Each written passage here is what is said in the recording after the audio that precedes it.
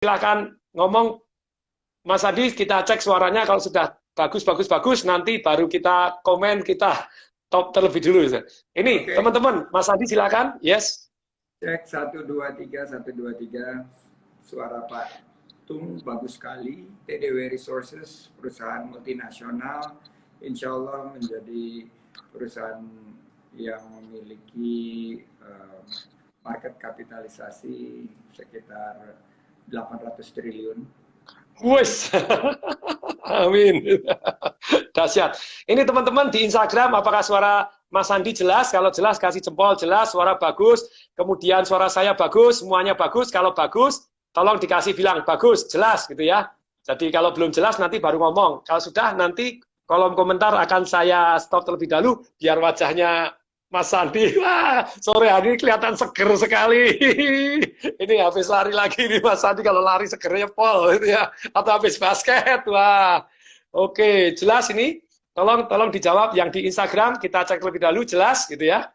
Jelas kah? Oke, silakan tolong dijawab. Jelas, kalau jelas jawab, jelas. Suara Mas Andi jelas, suara saya jelas. Nah, kita akan lanjut gitu ya. Oke, jelas? Jelas. Jelas ya? Oke, sekaligus. Jelas. Oke, Mas Dimas juga jelas. Suaranya saya juga bagus. Oke, sekarang saya kolom komentar, saya nonaktifkan terlebih dahulu. Nah, sekarang wajahnya. Oke, Mas Andi, sebelum cerita. Kalau di tempat saya silakan komen.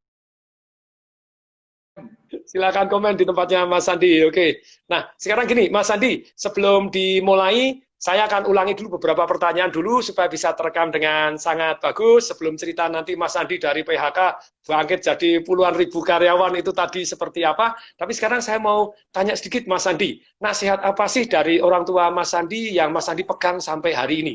Dari Pak Heng Uno dan Ibu Min Uno.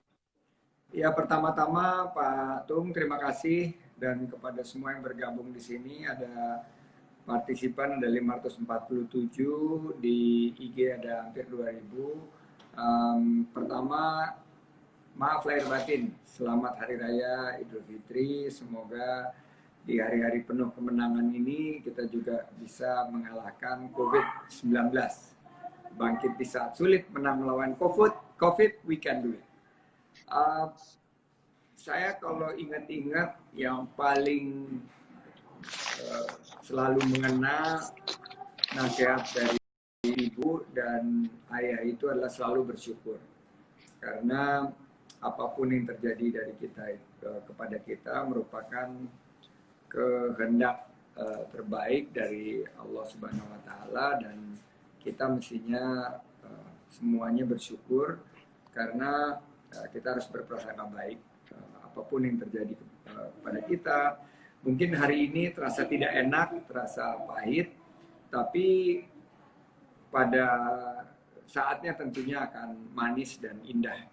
Jadi itu selalu menjadi nasihat dari orang tua saya. Pertama itu. Kedua adalah kerja keras. Selalu orang tua saya menanamkan kedisiplinan, terutama ibu saya, bahwa apa yang harus kita lakukan di dalam hidup kita itu selalu dilandasi dengan ingat bahwa di setiap kesempatan apapun itu saya selalu berusaha untuk menjawab tantangan itu dengan kerja keras. Dan ketiga,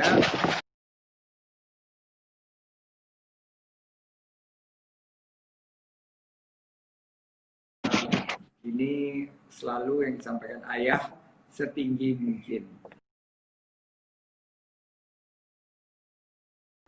Wow.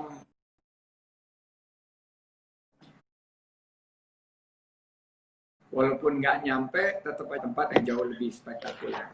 Jadi kalau kita bermimpi, mimpilah setinggi mungkin, bercita-citalah setinggi mungkin. Semoga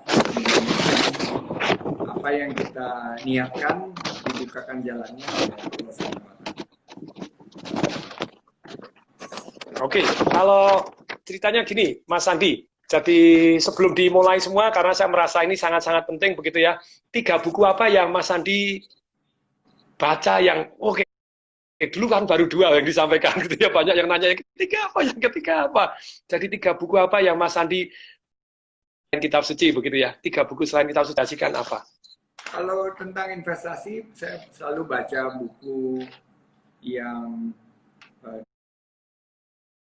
disarankan oleh semua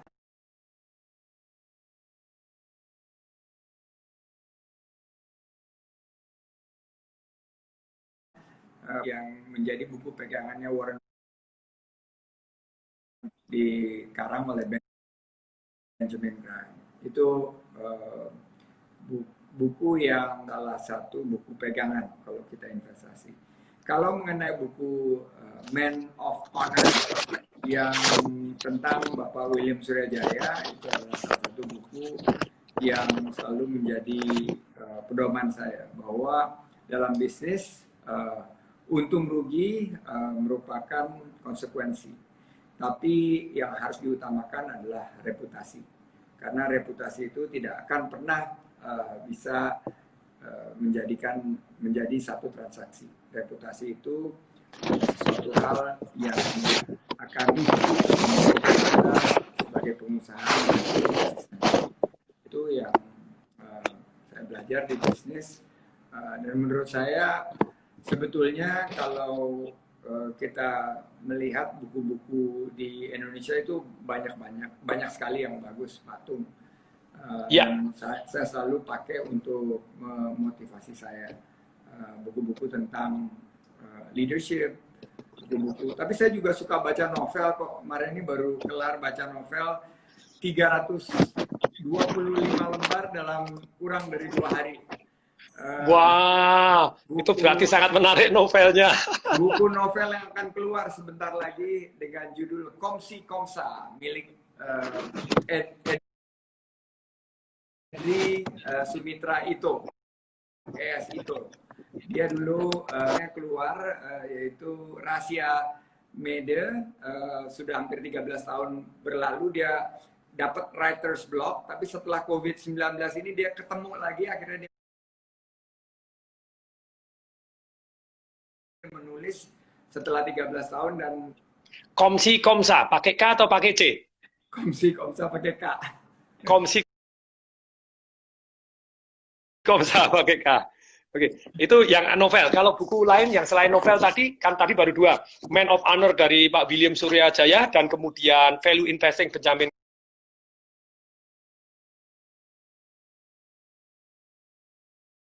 Graham. Ada buku lagi yang kira-kira sangat direkomendasikan oleh seorang Mas. Saya baru baca juga tentang Elon Musk.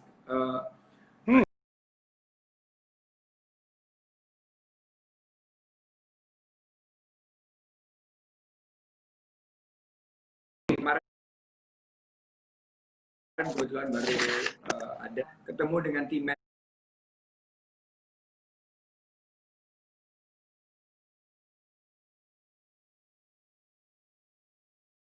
manajemen mereka menawarkan ke angkasa.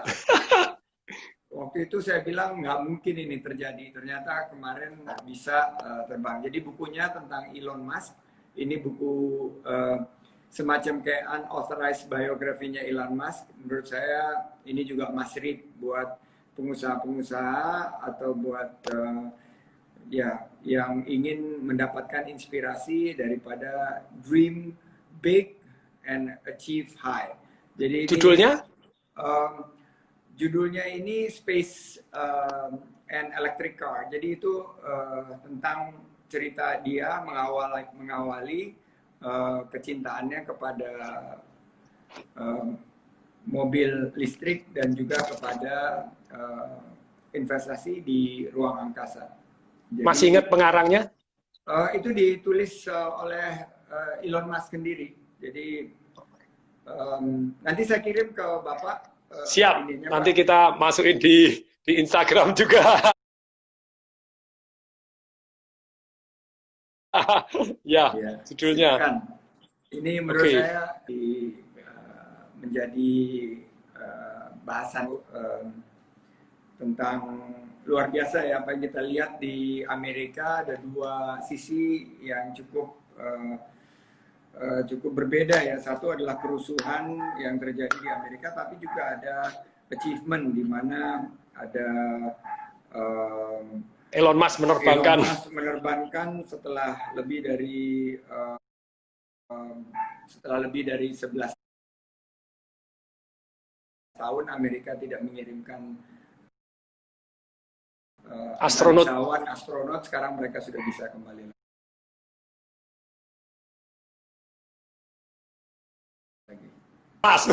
Itu. Okay, Quest for a Fantastic Future by Ashley Vance. Nah, ini menurut saya juga sangat inspiratif. Buku ini dipublish tahun 2015, saya kira-kira bacanya sekitar tahun 2016. Tapi ini sangat relevan dengan pencapaian Elon Musk dan cerita tentang kesulitan dia sebagai seorang imigran ya dari Afrika Selatan berkembang dan ini sekitar 416 lembar tapi bisa dibaca dalam waktu 2-3 hari karena sangat very good read, a page turner. Jadi kalau kita baca ini kelihatannya Pak Tung pengen buka book club nih sama saya nih kelihatannya nih. Saya ini pencinta buku, baca terus tak baru karuan. Ganjel bantalnya buku, lemari buku di mana. Ya ini sebetulnya COVID-19 ini ngasih satu peluang ya. Kita untuk catch up good reads ya, buku-buku bagus. Sekali-sekali ada buku yang happy-happy, bisa dibaca juga, tapi kadang-kadang juga bisa dipakai untuk inspirasi kita, kisah-kisah autobiografi orang-orang yang sukses. Yes, itu autobiografi. Ini Mas Andi autobiografinya sudah belum? Belum. Belum. Enggak, belum pede mau nulis. Nanti aja. Aduh, sudah dahsyat luar biasa. Jadi ini Mas Andi sesuai dengan topik malam hari ini, jadi mohon cerita bagaimana kisahnya Mas Andi. Saya pada waktu kesempatan yang dulu sempat saya tanya investasi apa di bawah 5 juta yang paling bermanfaat dalam hidup Pak Sandi. Mas Sandi pada waktu itu adalah 5 juta untuk ngajak istri pergi ke Bali supaya cincinnya bisa dijual untuk modal. Aduh, itu menyentuh hati luar biasa. Dari PHK, terus saya dengar juga cerita dari Mas Sandi kalau pada waktu mengawali pulang ke Indonesia dan menawar-nawarkan jasa ilmu tadi yang tanpa modal, tidak harus pakai modal, tapi modal pengetahuan dengan modal teman tadi, terus kemudian setiap hari dikasih amplop sama Ibu Min Uno, Mami Min Uno, dikasih duit 50.000, aduh itu menyentuh hati. Nah itu ceritanya gimana Mas Andi, kapan itu mulai di PHK, terus kemudian bangkitnya seperti apa, dan pengalaman ketemu Pak Dahlan Iskan dalam lift, cerita sebentar aja itu saya, waduh ini memang luar biasa penawaran yang tidak bisa ditolak. Monggo silahkan cerita Mas Andi, ya. Ya, di PHK itu bagi saya pengalaman yang amat sangat membekas ya, karena banyak saudara-saudara kita sekarang yang mungkin juga merasakan hal yang sama.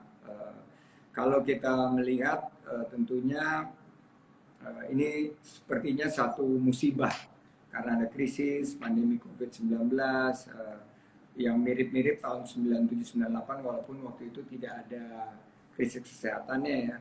Tapi ternyata kalau boleh jujur ya, uniknya sekarang saya ini justru bersyukur pernah di PHK karena tanpa saya di PHK mungkin saya masih menggeluti karir saya sebagai seorang profesional. Dan waktu saya di PHK itu saya diberikan pilihan dan waktu pilihan itu jelas memilih masa lalu atau masa depan. Dan akhirnya karena tersedianya pilihan lain, akhirnya saya harus mengambil jalan yang terjal, jalan yang berbatuan, jalan yang licin, dan beberapa kali tergelincir. Tapi itu menjadi satu mungkin cerita yang saya ingin share juga kepada. Waktu itu kerja di mana berapa tahun? Dalam sampai posisi apa? Ya, saya waktu itu sebagai profesional di bidang investasi. Kita udah berkarir lebih dari 5 tahun di pekerjaan yang sama dan saya merasa pas saat itu di usia muda feeling like on top of the world gitu ya. Di tahun 97 punya penghasilan yang lumayan untuk anak usia 26-27 tahun pada saat itu. Tapi kejadiannya sangat singkat sekali, berlangsung secepat kilat gitu. Saya menemukan satu secarik kertas di atas meja saya yang sekarang saya sering mendengar sebagai pink slip, yaitu surat terminasi, dan ini merupakan satu hal yang sangat memukul waktu itu ya, karena saya tidak pernah terpikir seumur hidup bahwa walaupun kita berkinerja dan kita ada di zona yang cukup nyaman, ternyata kalau kita lihat tidak ada zona nyaman itu. Zona nyaman itu adalah sebuah ilusi, sebuah fata morgana. Karena kita sebagai profesional, sebagai seorang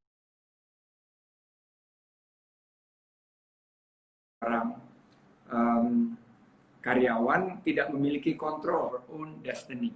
Dan kalau memutar rekaman pengalaman Chris Mon tahun 97, ya rasanya baru kemarin ya, bahwa Chris Mon itu berlakunya juga sangat cepat. Indonesia mirip-mirip kayak pandemi ini dulu, in denial. Para pengambil kebijakan waktu itu bilang nggak ada, Indonesia kuat, tidak akan terdampak krisis yang ada di Korea Selatan maupun di Thailand. Tapi waktu itu seperti air bah, cepat sekali terjadinya. Bulan awal tahun 98 kita mulai merasakan, dan akhirnya PHK juga terjadi secara masif. Puluhan bank ambruk, perusahaan-perusahaan juga pada rontok, dan nilai tukar rupiah waktu itu dari 2.700 rupiah per US dollar sampai di bulan 17.000. Iya, di bulan Agustus 97 itu baru 2.700. Di 23 Januari 98 udah 14.500, dan di bulan Maret sudah 17.000. Dan saya waktu itu di PHK, kurang lebih ada 14 juta orang Indonesia susah cari kerja, dan pada saat itu akhirnya kita, ya secara kecelakaan, saya memulai usaha di bidang keuangan sebagai konsultan keuangan.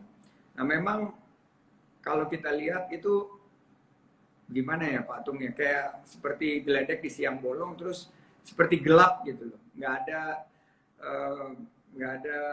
Tidak ada petunjuk sama sekali. Tiba-tiba kita ada di dalam ruangan yang sangat gelap, dan sebagai profesional kita nggak pernah dididik untuk bisa melihat peluang kan, karena sebagai profesional itu kerja kita hanya mengeksekusi rencana yang sudah disampaikan di awal tahun, inovasi. Nah ini yang selalu saya ingat sekarang ini, bahwa sebagai profesional dengan ya bayi waktu itu masih menyusui, istri saya masih usianya, anak saya belum 1 tahun. Wow. Shock banget, cemas, kebingungan. Wow. Shock banget, cemas, kebingungan, empati kepada rekan-rekan yang kena rasa tidak berdaya, takut kalau bunyi telepon berdering. Kenapa? Karena ada tunggakan orang tua saya. Gitu. Saya tinggal di rumah orang tua saya, dan dengan saya ingin supaya saya bisa bertahan lebih lama dengan tabungan yang waktu itu menipis, dan di bulan kedua setelah saya kehilangan pekerjaan, tabungannya itu sudah habis. Jadi memang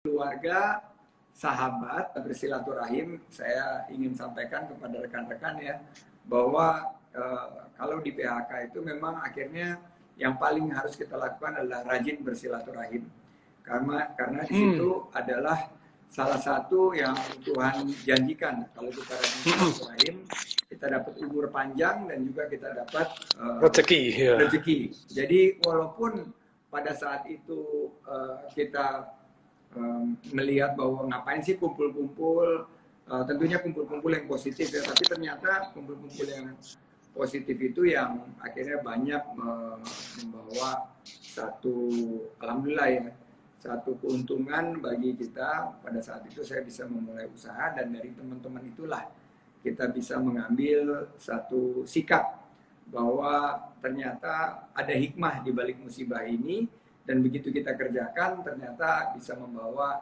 alhamdulillah keberkahan. Jadi itu sih pengalamannya Pak Tung. Saya Waktu itu berdoa kepada teman-teman yang sekarang juga jumlahnya udah meningkat lagi. Baru sebelum ketemu Pak Tung hari ini saya dapat update bahwa